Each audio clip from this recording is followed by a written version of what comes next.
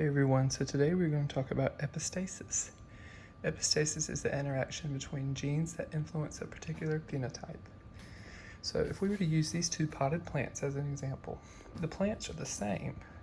However, the pots would represent two different genes that make up the same phenotype.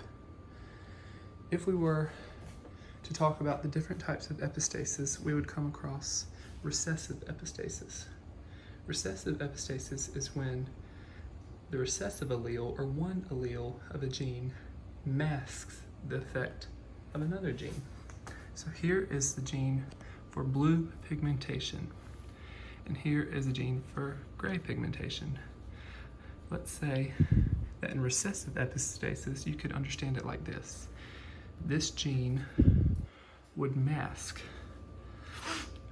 the blue gene. So therefore you would be unable to see the pigmentation for blue because this recessive gene has masked it, covered it. So if we were to transition to our fictitious pathway in a three-dimensional example, you would have a black dog and an albino white dog, even though she's really tan. For video sakes, we're gonna call her a white dog. If these two were to mix and mate and have children, they would have 50% white or albino offspring and 50% black offspring.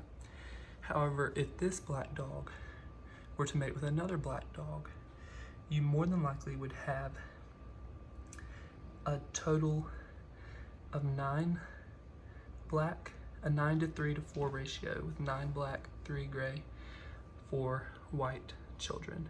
But if these two were to get together, they would have 8 and 8, 50% split of half white and half black.